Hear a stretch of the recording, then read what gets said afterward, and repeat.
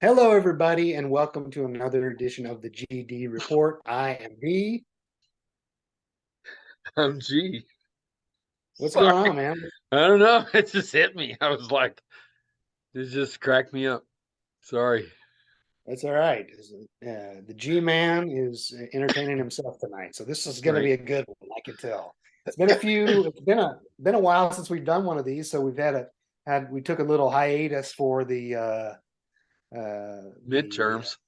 midterms and the what's the word I'm looking for here? I'm drawing a blank here. The dead term between the election and the swearing in of the new Congress. So Oh, lame lame duck duck. session. Lame duck's what I was looking for. Yeah, Yeah. I should I should have an Oregon fan be able to help me with that. A lame duck, Right. but uh, but anyway, so we're back now. We've got a lot of topics to cover tonight. We're on the eve of Joe Biden's State of the Union address tonight and or tomorrow night. And so, why don't you kick us off? What's our first topic we have? Yeah, we're going to talk about a little uh floating balloon, size of a bus, Yeah, flying over the country, just sightseeing, taking in all the sights, you know, Golden Gate Bridge, the St. Louis Arch, Florida Peninsula. The funny thing is, so uh, the real funny thing is the U.S. identified it as a spy apparatus write-off, right? And China's like, no, no, no, it's not a spy apparatus. It's a pleasure craft gone awry, right? So like somebody's up there riding this thing, and all of a sudden it went awry, right? Then they came back and said, well, really, it's a weather balloon. Well, here's the thing, guys, and you probably ought to know this if you're going to be in the big leagues in the spy craft trade. You probably want to like zero in on a excuse or a story you're going to tell first, and then stick with that. Because I when was you going to ask. I was going to ask who their advisor was. John Edwards. right, Yeah. So obviously, a big topic of conversation: the balloon going over the U.S. I find it interesting too that it came out this weekend, when it was shot down over off the coast of Myrtle Beach, South Carolina, over the ocean. I found it interesting that there's been at least three documented cases of the same type of balloons going over at least a part of the continental United States whenever Trump was president, right, and right? all of those Trump trolls came out on Twitter, which is just about dead, and basically, we're saying this would have never happened under Trump, and then the Guardian, one of the few independent journalism outlets left in the world that really does interesting journalism, they came out and said, "Oh, wait a minute, this happened 3 times under Trump, and he never even told anybody." And Yeah. so now they all kind of have eggs on their faces, and it's just But typical. the moral of the story in today's Republican Party is never admit you're wrong. Yeah, absolutely. And so I think, and this is going to be a theme for the next 2 years, by the way, and this is really what we're faced with. We don't have a governing party in the House of Representatives. And so they're going to be fighting amongst themselves about which wrong they want to bring up the most. Right. And so when you look at this balloon issue, it's Biden didn't tell us soon enough. Biden looks weak. He should have shot it down when it was over Montana, even though the thing left a 7 mile path of debris when it was Yeah, and shot it's the down. size of a bus. And if Yeah, like half of a wheel of a bus hits you from 60,000, hits your house from 60,000 feet, you ain't gonna have a house. If it hits you or the car you're riding in, everybody in the car's dead. Yeah, people exactly. just they don't want to think things through. They just want to just complain.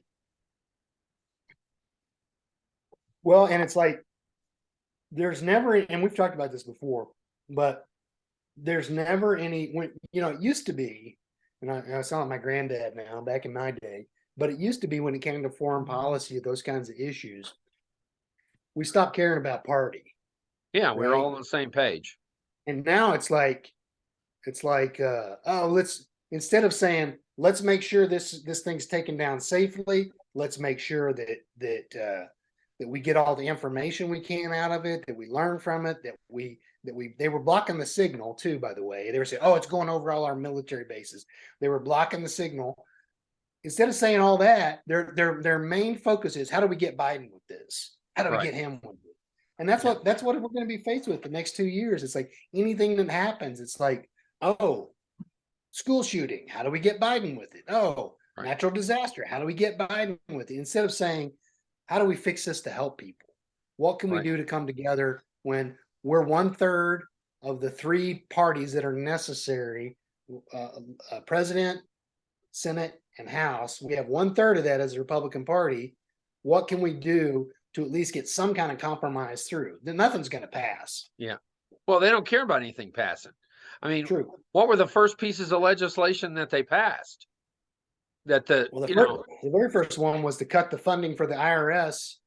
Yeah, which was going to be for the 87,000 agents they were supposed to hire, which is a total fabrication. Yeah, absolutely. And they were going to hire employees, and the main reason they wanted to cut that was because they're going to start clamping down on people at the top end. Right. People like them and their friends and their donors. Yep. So anyway, it'll be interesting. They want to. Apparently, the House wants to have some hearings about this, and they want to get to the bottom of what happened with this Chinese balloon and all that. And that's what I say. The more they talk, the better it is, I think, for Democrats. Because the other day when they had a hearing about COVID funding, and Marjorie Trailer Park Green was trying to talk, and she was saying that how much COVID funding went to CRT, and she tried to explain CRT, and she got egg on her face for that. And then she said a school in Illinois got $5.1 billion. A grade school did. No grade school got $5.1 billion. Right. So it's just buffoonery, and so I think you just got to let them talk and let them prove who they are. And if McCarthy thinks it's going to get better from here, he's got a reckoning coming. Well, I think what McCarthy thinks is that 2024 is a bad mathematical year for the Democrats, and it is. And I think he thinks they'll retake the Senate. He'll still be Speaker of the House. He'll have a lot of power as the guy who, steered the ship while, the Senate was struggling to get Republican control. And now that they've got control of everything, he thinks they'll take the White House too in 2024. He'll be a conquering hero and hailed as one of the leaders of the party, and he'll get to pass whatever he wants to do, including, by the way, cuts to Social Security and Medicare. Absolutely. Why don't you tell us about that? Yeah. So, I've had, the Republicans have been talking for 30 years. Actually, really, since Social Security has been enacted. What? Yeah. I said, since it was signed into law. Yeah. And, they've been wanting to get rid of it. And, they've tried everything they can, including label it an entitlement. And, I've had people come up to me and say, hey, how can, money that I work for, that I paid into a system, be an entitlement? Right? That's like money you put into your bank account, and when you turn 70, you decide you want to take something out, and the bank goes, no, that's an entitlement. We're only going to give you like a third of what you put in. Yeah. If Social Security is an entitlement, it's the biggest Ponzi scheme in the history of our country. Yeah, absolutely. And people go, well, it's going broke. Well, it wouldn't be going broke if the feds hadn't raided it several times and not put the money back like they said they were going to do. I mean, it's a solid program. It's on, it's got a solid foundation. The tenets of it, to quote Johnny Mac, are strong. What they really need to do is raise the retirement number, not the age, the number that you make to contribute. So right now, I think it stops at 110. The cap. Yeah, the cap. Yeah, raise the cap. And so if they did that just by like 15,000, ain't going to affect that many people. And they I don't think the average person understands that, because if they raise the cap on the payroll tax for Social Security and Medicare, what happens is that first 110,000 is taxed for Social Security. So if you make $50,000 a year, that means 100% of your salary is taxed for Social Security. Right. You got that Social Security coming out, and you're paying in 100%. Yep. If somebody makes $1 million, only the first 110,000 Gets taxed for it's Social Security. taxed for Social Security. Yeah. Everything above that, $890,000, no Yeah. Social Security tax on it at all. And Right. so it's really not a fair system when it comes to that. So yeah, you could double the cap, you could triple the cap, and Yeah. the program would be more than healthy. And it wouldn't cost those millionaires and billionaires that much money. So, and if they just paid back what they borrowed in the past, you know, I was talking to somebody today, and I said, you know, and I'm all in fact, I don't want to come off as anti-Ukraine, because I am not. I think whatever we can do to help Ukraine is going to help us in the long run, because in my heart of hearts, I really think that within the next 2 years, maybe 3, I could be wrong about this, might take a little longer, but I do think we're headed to World War III. I think it's going to be China and Russia on one side, China, Russia, North Korea, Japan, South Korea, US, India, United Kingdom, Canada, Australia on the other side. But it's going to definitely be another World War III. So whatever we can do to weaken Russia in the meantime, I think it's going to help us in the long term. But what I was saying is, there's never a shortage for money when it comes to funding the military, or funding a war, or giving money to our friends to help defend themselves. There's never a shortage of that. But you want to find money for mental health, or to do something about the homeless, or healthcare, or what's the other thing I just saw that they're forgive student loans. You want to find money for that? There's not any money for that. Well, come on, man. We're the richest. Yeah, we have to do a CBO score on those, and we have to say how much it's going to affect the deficit. But you're right.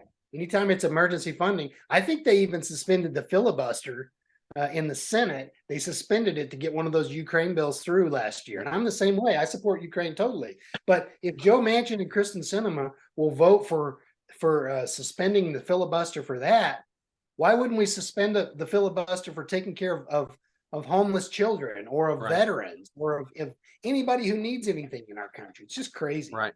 I'll tell you something else. Our veterans, when they get out of the service and they go on VA benefits, they have to pay out of pocket for vision and dental. So if they have to have a tooth pulled, that's $1,000 out of their own pocket. We don't pay for that. And to me, that's a tragedy. So you're telling me we have money for all this other stuff, wasteful things that we do, but we can't fund dental and vision for our veterans? We have money to pay the contractors on the front side, but we don't pay the people who deal with the toll of it on the backside. And so I'm the same way. If I was ever a member of Congress or the Senate, one of the first bills I would introduce is, before we ever go to war, we have to make a commitment as a country. We're going to fully fund services for the troops when they come home. Yeah. And it's ludicrous for these guys not to have counseling. And I mean, I see it on the VA side through our business that we own here, where you see veterans where they can't take care of themselves, and they get 3 hours a week. Right. It's like, you can't take care of yourself. What's 3 hours a week going to do for you? Right. So it's a downright shame, and we ought to step up and be able to do it. And it kind of leads us to our next topic, which is the debt ceiling, and talking about being able to raise that. And I know you said that this was one of the most sexy topics, and you were really looking forward to talking about the debt ceiling. But I think it really segues nicely into what we're talking about, because we've got this. It's basically a made up process, by the way, that I think it started back in the was it the 40s or 50s maybe, and they were trying to make Congress more accountable for the debt, and recognizing the debt that they have to raise the ceiling. This is on debt that's already been incurred. So they always want to say this is the credit card. You don't let somebody go crazy. The Republicans say, don't let somebody go crazy spending with the credit card. Well, we've already used the credit card. Unless their name's Trump. Exactly. Republicans only have a problem raising the debt ceiling when a Democrat is president. Yeah. And Democrats always have to step up and be the responsible party. Republicans always want to exact some kind of, we got to get cuts, we got to get this. And, the funny thing about that is they're wanting to negotiate with President Biden. President Biden saying, I'm not going to negotiate on the full faith and credit of the United States because in the Constitution, I believe it's the 14th Amendment, says that we are good for our debt. Right. The U.S. government will guarantee our debt. And so, there's been debate for a long time, and I think now's the time to do it. That the president could call up the Secretary of Treasury and say, I want you to mint a coin that will cover the debt. And then I want you to put it in the Treasury, and boom, the national debt's gone. Right. I mean, it's all smoke and mirrors anyway. It's all on paper. Yeah. It's all on paper. And so the Republicans want to cut and they want to negotiate cuts. But here's the funny thing. They won't say what they want to cut. They will not say what they want to cut. And because what was the analogy you used in the pregame tailgate show? You had a great analogy on that. Oh, about the restaurant? Yeah. I'm gonna say, G-Man, you have to go to dinner where I want to go to dinner, but I'm not gonna tell you where I want to go to dinner. Right. And it's like, I'm not going to tell you what I want to cut because, and they always say, oh, we'll cut the Green New Deal and we'll cut this, we'll cut solar incentives and all that. And you go, okay, that's like 4% of the budget. Right. Right.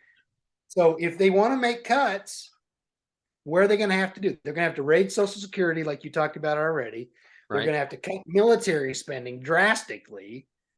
Or they're gonna have to make cuts to Medicare, and part of that would be the Affordable Health Care Act, Obamacare, and so they don't want to come out and say it. They want to have the benefit of saying we got cuts, but they don't want to say what the cuts are. Hey, Democrats, you should give us some cover and be a part of this with us. Right. Why should the Democrats? If I'm Joe Biden, I just sit back and I go, clean bill.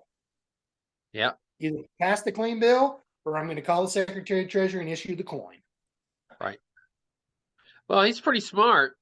That brings me to a topic that we didn't discuss, but I know I sent it to you, but I can't understand. There was just a poll out that said like 68% of Americans don't think he's accomplished much in his 2 years in office, when in reality, he's accomplished more in 2 years than any president probably in the last 30. Yeah, well, the only person comparable is FDR, and that's because FDR was fighting a Great Depression. Yeah. And FDR had an opposition party that basically said, we're not going to obstruct because we got to do something. Yeah, we got to help the country. Yeah. So it's an age-old issue that the Democrats always have. They're terrible at sales and marketing. They're terrible at it. They cannot present a case, and they get way too wonky.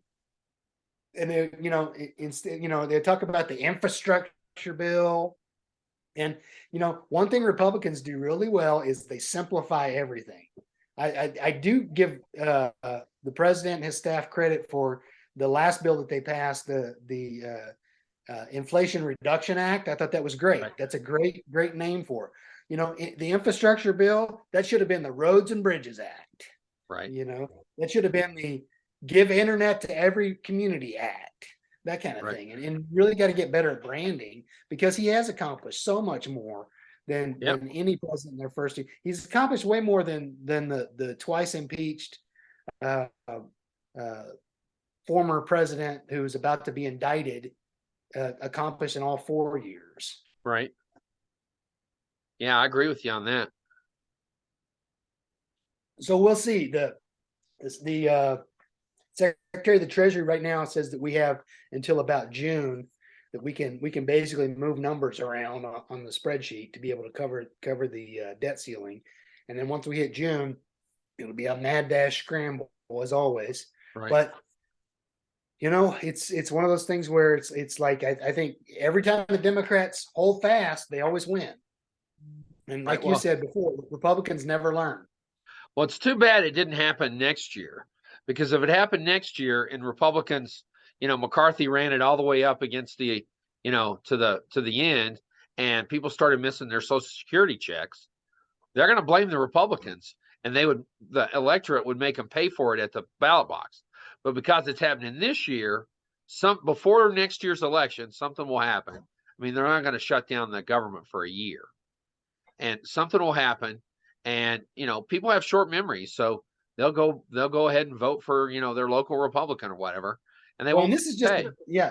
this is just the debt ceiling. This Right. is not the budget. The budget's got a shutdown coming up too. I think that's in August or September, where they passed the budget, the omnibus they passed in a continuing resolution in December's lame duck session goes through September, I believe. And at that point, they're I going think to you're have right. to pass the budget.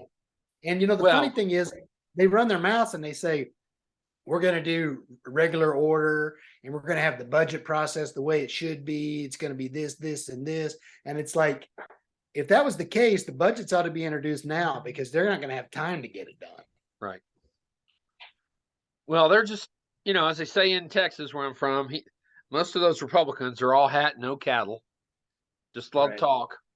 So Absolutely. they don't want to get anything done. They just want to get themselves on camera. They want to make it appear that they're working for the American people. I mean, it's funny to follow Marjorie Taylor Greene and Lauren Boebert's Twitter feed because every time they post something, they just get hammered, And one of the things they keep asking they keep throwing out was, you asked for a pardon from President Trump. What do you have to hide? So, Right. they're just a bunch of show. Well, one of the best descriptions I've heard of them is that they're not a party, they're a performance art party. It's Right. all performance art. I mean, it's all, like you said, it's all about getting a meme. It's all about being on camera. It's all about, and that brings us to tomorrow night, which is the State of the Union address. Last year, remember Marjorie Taylor Greene and Boebert, your two favorites you just talked about. Remember, they were hooping and hollering back there when the president was speaking, and it's like, if they want to continue to act the fool, I guess we just let them.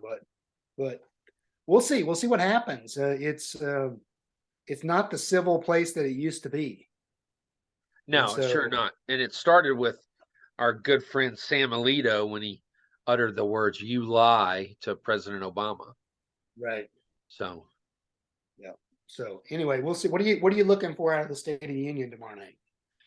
well, I'm really looking for Biden to tout some of his accomplishments. I mean, the unemployment is the lowest since the 1960s. The economy is booming. We just added 517,000 jobs. I mean, gas has gone up 86 cents, I think, in the last 3 to 4 weeks. But most people I know, and the numbers bear this out, have jobs. They can pay for the gas. That doesn't excuse the price. I think Biden needs to do something to try and get gas down. But I really hope he talks about his accomplishments, things he's gotten done. I hope he talks about the growing threat with China and what we're going to do about that, how we're trying to work through it peacefully. What are you looking for? Well, I think all those things and a little bit more. I think that he hasn't declared yet whether he's going to run for re-election or not. So I think tomorrow night is a little prequel to that. And so I think laying out his accomplishments, but also doing it in a way where it clearly contrasts with what the Republicans want to do. And there's easy ways to do that in that speech, is to say that I will never sign a bill that cuts Social Security and Medicare. Do not send it to my desk. You get a standing ovation from the Democrats. And all the Republicans stay seated. What are they going to do? They're going to stay seated, but they're going to be staying seated against. So they're saying they're for Social Security, Medicare. So you got a great bully pulpit to be able to use, where you can lay out a lot of contrasts. But will they? Oh, will they what? Will they lay it out? Yeah, will he lay it out? Will his speechwriters do what we're hoping he does? I think they will, because like you said, with the poll numbers not matching up with the results, they got to change the narrative, and they got to come out a little bit more forceful and be able to get front and center with people. So we'll see how the Republicans act. We'll see. I'll be interested to see if any Supreme Court justices are there. Right. A Well, lot of them have Elena stopped. Kagan and Katanji will be there, and who's our other liberal? Sotomayor. Yeah, they'll be there. Those three will be there for sure. Probably John Yeah. Roberts will be there. Man, is he in a world of hurt? Yeah, crazy. So his reputation is taking a big hit. Yeah, we probably need to do a whole episode just on the Supreme Court. Yeah, because that thing's a mess. It is a dumpster fire inside of a shitstorm. Right. Yeah, I don't see how they have any integrity left. No, I think that it's to the point with them now. There's so many conflicts of interest. Now we both know the conservative justices will never resign. We know that's going to happen. Right. Yeah. We know there's probably not going to be the votes to impeach them. Right. Right. Because Republicans are not a common sense party anymore. So right. I think the only thing that they can do is Roberts has to get with them and say, we got to impose our own ethics standards. Well, the Congress can impose that. And it's up to the Senate, right, to do that. The Senate can impose the ethics standards. Yeah. So, and I think that might happen. The way things are going, I mean, the public is pretty ticked off from what I can tell about all these stories coming out. So, if they hear them, yeah, if they hear them, that's the thing. Yeah. So, all right, what are we leaving out? Are we missing anything? Our good friend from the state of New York, Mr. George Santos. Just when you thought it couldn't get any worse, this guy. You talk about. I can't think of a person that represents today's Republican, Trump, ultra MAGA party more than George Santos. Right. I mean, the way he has consistently lied about everything on his resume. Oh yeah. I mean, the whole thing's a lie.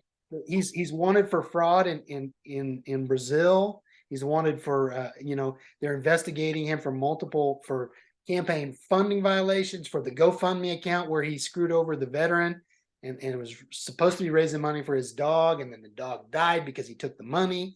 I mean, you name it. He's got a sexual misconduct allegation against a young man or filed by a young man who was applying for a job like last week or something.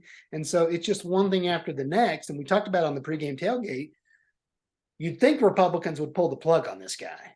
Yeah. Well, that's what I said. Like, that's it. I said, McCarthy's got the votes, and you pointed out that he doesn't. So tell us about that.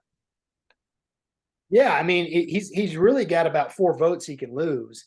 And so you start getting down to if Santos is gone, he's down to about 3 because he's got there's a gentleman and I forget his name out of Florida, I believe, that the guy that fell off the ladder, right?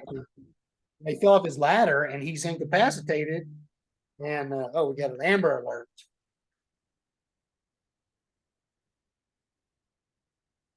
Little Amber Alert going on here. But so we got this guy fell off the ladder in Florida and he can't travel to DC because he's still rehabbing. So now you're down to 3 votes you can lose. There's 3 people, the lady in Ohio, and I forget her name, first Ukrainian ever elected to U.S. Congress, but she just announced she's not running for re-election. You got her, you got sometimes Nancy Mace, which I hate to even say her name, and then another guy who's been speaking up lately that he thinks a lot of these votes have been stupid has been a guy from your state, Ken Buck. Yeah. And you start getting into where, and then you got Anthony Gonzalez from Texas, and you start looking at it where they go, I'm not going to be the only one to vote against this, but suddenly if 3 of us can change the tide, we might do it. Right. And so McCarthy needs his votes. And it's so funny because they campaigned on getting rid of proxy voting, and they were like, Nancy Pelosi put in proxy voting and it should never have happened. You should have to show up to do your job. And now it could be one of the things that undoes right. Well, and the funny thing is the Republicans took advantage of it more than the Democrats. Absolutely. So, it's 2023. I mean, it's like Trump railing against mail-in voting, and then they ask him how he voted. He goes, "Oh, mailed it in." Yeah, absolutely. It's good enough for me to use, but not good enough for other people. Right. So anyway, how do you think it ends with Santos? Oh, I think eventually he resigns. So, and they lose the seat because well, they have to call a special election, right? Within I 3 think months. I so in think New York. yeah. So they don't get to appoint anybody. So, maybe they'll run somebody, maybe they'll move somebody in. If they were smart, they would find some, like a George Steinbrenner type name, a big name that lives in New York or can move into that district. And I mean, the thing is, you don't have to live in the district that you represent. There's no Right. law for that. But they move somebody in, he lives there for 6 months, and then they force this guy to resign, and they run him, and they keep the seat. I think that's probably what'll happen. It could very well be. So it doesn't, whatever it is, it doesn't end well for Mr. Santos. I mean, and the things about him are just comical. Like the the one I love is, he got accused of being uh well, he's gay, first of all, which is unusual for a Republican, but he got accused of, Well, Republicans are all against it's unusual for a Republican to be open about it. yeah, but he got it, Republicans are all against any kind of drag show, right? And he Yeah, got accused that's one of the big issues. Yeah. yeah, and he got accused of being in a drag show a lot in Brazil, his native country, and he denied it. And then there's video and pictures that came out. It's like, oops. So, Yeah. it just doesn't end well for him. And the $700,000 he took from that Russian oligarch, basically the Russian mafia. I mean, that doesn't play well either. So, yeah, I think he's looking at somewhere down the road, either cutting the deal where he's on house arrest or goes to jail for 18 months or something. But it's not going to end well for him. And Kevin No, McCarthy's going to have egg on his face at the end of the day. well, what about Elise Stefanik? Because it's pretty well documented that she knew some of these allegations that during the campaign, like as early as the first part of October, end of September last year, she still did fundraisers for him. She still campaigned for him. So it just shows I think it'll hurt absolute her power. too. Absolute power corrupts absolutely. But I think once Trump exited the scene, I think her stock kind of fell anyway. We'll see. I mean, if I was Kevin, I would be worried about her knifing me in the back because she's got her sights set on things higher. That's Well, she may have him set, but a lot of things have to play out for it to work, you know. Agreed. So, speaking of, that brings us to our last topic. We're going to look ahead a couple years to the presidential election of 2024. And what's your prediction? Republican and Democrat? I think I'm going to predict it's going to be 2020 rematch, Biden against Trump, and it's I know we argued about this on the pregame tailgate. The Republicans, they sold their soul to this guy, and until he doesn't want it, unless he backs out at some point and says, "Oh, I can't run because I've got a health issue or something," which I could never see him admitting that kind of weakness. Right. I think it's his to lose because to be the man, you got to beat the man, like Ric Flair says. Right. And so Well, it's like I just don't know that there's anybody that can really take him on and beat him. well, he's not the front runner in any poll. That honor goes to Florida Governor Rick DeSantis. And Ron DeSantis, yeah, Ron DeSantis. I don't know why I said Rick. Rick Santorum. Yeah. And it's almost never, and I want to emphasize the word almost. So when you come back and, in 2 years and you pull this tape up and you go, hey, it's almost never the front runner, right? I mean, you Right. just look back through. Yeah, So I'm going to jump out on a limb here. And this is going to shock you. I'm going to say that Joe Biden does not run, that we have our first all-female top of the ticket. On the Republican side, it's going to be Kristi Noem. She's from North Dakota, right? That's the governor of North Dakota. South Dakota. South Dakota, right? Yeah. Close Christy, enough. Christy Nome. And on the Democratic side, which female do you think I'm talking about?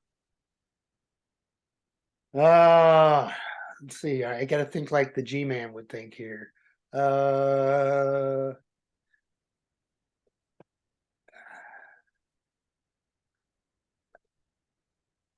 don't know. Maybe are you thinking about the governor of Nope. Governor of New Mexico? Nope. All right, who is it? Michelle Obama. Okay, that's a dream ticket for a lot of people. And I think Michelle Obama wins in a landslide. If she runs, she does, absolutely. Yep. That's what I think. I think we're going to have 2 females at the top of the ticket. We're going to have 2 males at the bottom, at the VP slots. And I think that's what we're looking at in 2024. Well, I think we're gonna okay, let play this out with me. I'm going with the rematch. So let's say that happens, okay? Right. Who is Trump's running mate? Well, if your scenario occurs, who's Trump's running that's mate? what I'm talking Yeah, about. Yeah. that's going to be Marjorie Taylor Greene. Wow. And there's no way that extremist ticket gets anywhere near the White House.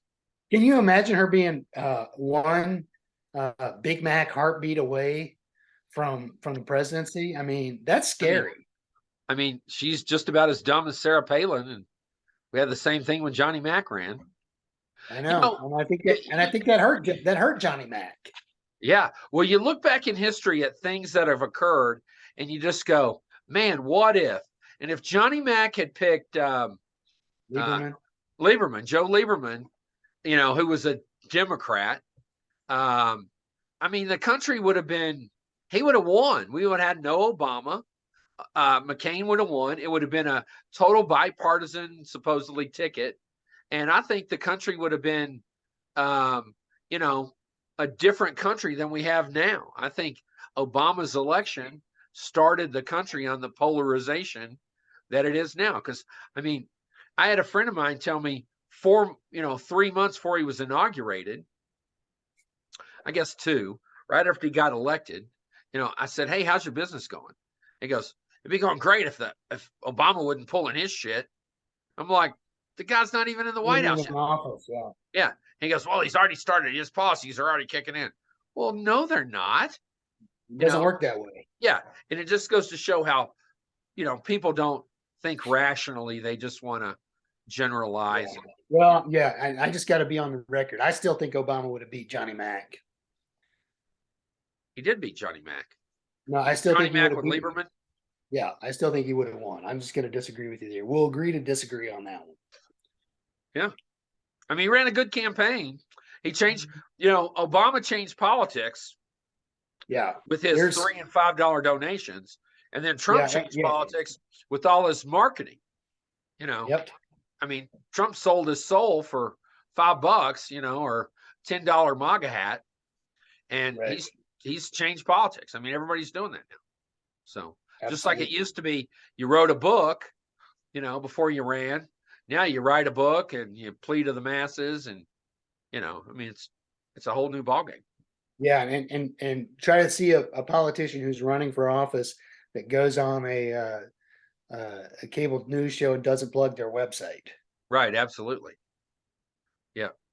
Yeah, because the early days, the early days of Johnny Mac, he would have been saying, "Do I have a website? What is it?" Right. What's a website? So he knew what a website was. He just probably didn't know what the address was. Right. So it's johnmccain.com. What? Yeah. How do we get that? All right, man. Well, great episode. Hope everybody's doing well out there. And we'll be back sooner rather than later. I hope everybody takes care, and we'll see you soon. Good night, everybody.